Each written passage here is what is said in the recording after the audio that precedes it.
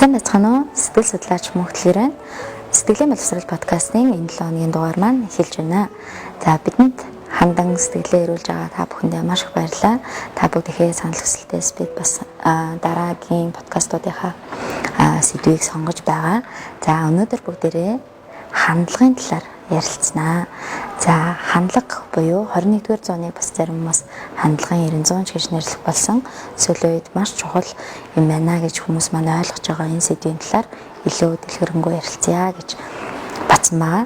За хандлага ярихаас өмнө бүгдээрээ бие хүнийг тодорхойлдог 3 хүчин зүйлийн талаар товчхон өндөртөө. Энэ юу байдаг вэ гэхээр нэгдүгээрт мэдлэг, хоёрдугаарт чадвар, гуравдугаарт хандлага байдаг. За мэдлэг гэдэг маань нэг үе ботход мэдлэгийн талаар хүмүүсийн хандлага маш өөрчлөгдөж байна. Энэ юу гэхээр маш олон сургууль төгссөн хүмүүсийг бид нэр мэдлэгтэй хүн байна, мундаг хүн юм байна гэж хүлээж авдаг байсан бол одоо маш өөр болсон байгаа. Юу вэ гэхээр тухайн сургуулиудаас авсан мэдээллээ боловсруулад мэдлэг болгоод амьдралдаа хэрэгжүүлж чадж байгаа юу гэдэг дээр гол асуудлууд гарч ирж байна. Тэгэхээр хэрвээ та сурсан сургуулиудаас олж авсан мэдээлэлээ боловсруулж амьдралдаа хэрэгжүүлж чадж байгаа бол та мэдлэгтэй хүн, хэрэгжүүлж чадахгүй өөр мэргэжлээр ажиллаж байгаа эсвэл өөрийнхөө сонирхлоор ажиллаж байгаа бол тэр чиглэлийн мэдлэггүй гэж бас ойлгож болохоор байна. Учир нь амьдралд хэрэгжүүлж чадахгүй байгаа бол тухайн мэдлэг маань мэдээлэлтүүдээ үлдээд байдаг ийм онцлог байна. За чадварын талаар бол өнөөдөр ярил маш урт сэдв учраас одоо өнөөдрийн сэдв хандлага болохоор ингээд хандлага руугаа бүгдээрээ орцгоё. За хандлагыг би та бүхэнд хоёр шинжлэх ухааны баталгаагаар тайлбарлая гэж бодож байна. Хүмүүс бол янз бүрээр ярьдаг, сэтгэл судлаач болгон өөрөөр тайлбарлах байх. Гэхдээ хоёр практик тайлбарыг өнөөдөр та бүхэндээ хүргэе. Нэгдүгээрх нь бол бидний тарих байгаа уурэг тарих маань энэ хорвоо ертөнцийн дээр байгаа хамгийн хүчтэй компьютероос илүү хүчтэй гайхамшигтай юм хэрэгтэн байдаг. Тэгэхээр энэ уурэг тарихтанд маань хүмүүсийг төрөхөд бол хүн бүрт 14 сая мэдрэлийн эс байдаг. Тэдгээр мэдрэлийн эсүүд маань тус бүр 5 мянган мэдрэлийн эстэй холбогдож бидний мэдлэг, чадвар, туршлага нэг бол бүтээж байдаг гэж үздэг байгаа. За тэгэхээр энэ хүчтэй одоо мэдрэлийн холбоосууд, мэдрэлийн эсүүдэд маань таны тухайн өдөр бодож байгаа бүх бодлууд 100% тархдаг. Өдөрт одоо тэг янз бүрийн таадаг шүү дээ 60 мянган бодол боддог гэлтэй жижиг янз бүрийн бодлуудыг хүмүүс өдөр тутам бодож байдаг. Тэдгээр бодлууд нь эерэг байна уу, сөрөг байна уу гэдгээс хамаарахгүйгээр тархинд 100% ингэж тархаж тухайн мэдрэлийн эсүүдэд цочрол болж ирдэг гэсэн үг. За ингэснээр тархи маань тухайн бодсон бодлыг биежүүлэхийн тулд хэрэгжүүлэхийн тулд үйл ажиллагаагаа чиглүүлдэг гэж ойлгож болно. За үйл ухамсарлагтгын талаар бас та бүхэн маань сонсч байсан баг. Хүний сэтгэл зүйн бүтцийн 10% нь бол ухамсарлагдах түвшинд байдаг бол үл ухамсарлагдах буюу 90% нь бидний одоо бүр мэдхгүй судлах шаардлагатай. Гэхдээ судлахад маш их асуудал үүсгдэг ийм хэсэг байдаг. Тэгэхээр зэрэг тэр үл ухамсарлагдахуйд маань ч гэсэн бидний бодол нөлөөлж байдгаа гэсэн үг.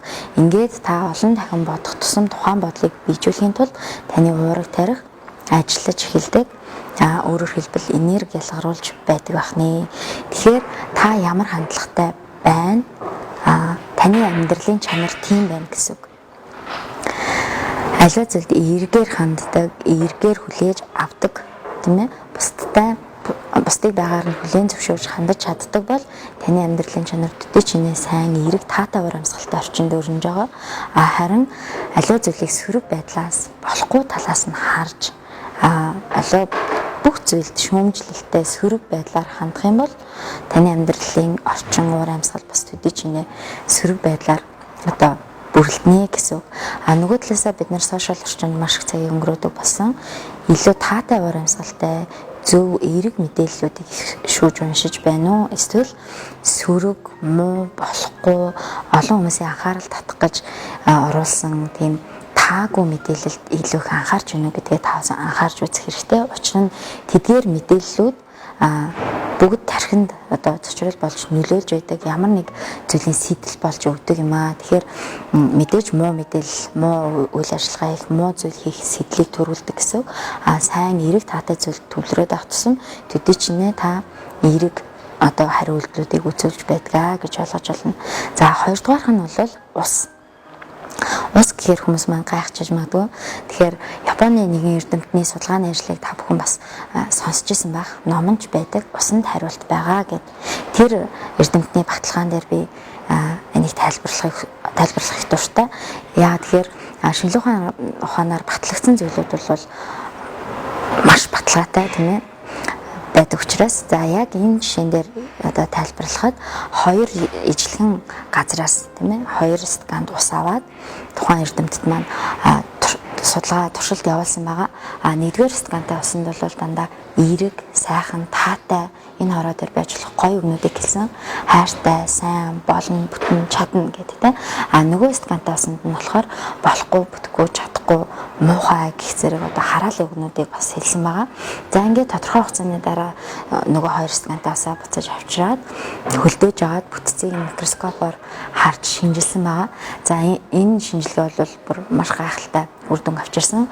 Юу вэ гэхээр сайхан таатай үг сонссон ус маань маш тийм гоё зөв бүтцтэй 6 талст үүсгэж маш гоё тийм талстуудыг үүсгэсэн байсан. Бүтц нь бол маш сайжирсан. Өөрөөр хэлэх юм бол цаас тэнгэрээс унахтаа ямар бүтцтэй байдаг яг тэрэндээ орчиж утсан бүр маш төгс бүтц рүү очсон байсан. Харин сөрөг муу мэдээлэл сонсч байсан ус маань болохоор бүтц нь эвдрээд муудсан бүр ингээд талстууд нь бүр аимшигтай төрсүүдийг үүсгэсэн байсан байгаа. За тэгэхээр эндээс бол тухайн эрдэмтэд ус бол мэдээлэл дамжуулалтыг баталсан. Дэлхийн нийтэд таниулсан. За тэгвэл таны биеийн хэдэн хувийн ус эзэлдэг вэ? Бидний биеийн 70%-ийг ус эзэлдэг.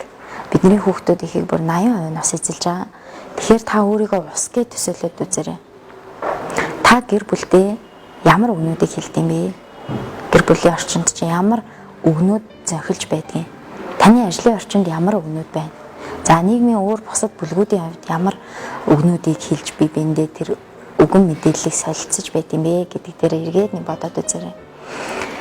Тэгэхээр эерэг сайн сайхан үг хэлжил байвал таны бас илүү зөв бүтцтэй буюу бид нар илүү эрч хүчтэй өөдрөг байх боломжтой бол сөрөг мэдээлэл муу одоо өгнүүдийг сонсох тусам бидний усанд бас сөргөөр нөлөөлж сэтгэл санааны тавгүй байдал үүсгэж гэдэг юм уу? Эсвэл яг тэр энерги гэрчмээ бусад хүмүүст халтаах тийм ээ? Таагүй уур амьсгалаа шууд бусдад ер нь бол уур амьсгал сэтгэл зүйн байдал халтуурладаг гэж үздэг. Тэгэхээр зэрэг таагүй мэдээлэл сонссон, таагүй зүйл уншсан хүн бол ерөөсөө сайхан үг хэлэх нь маш ховор байдаг шүү дээ тийм ээ? За энэ болохгүй байх, тэр болохгүй байх гэдэг дандаа сөрөг зүйлүүдийг ярьж байдаг.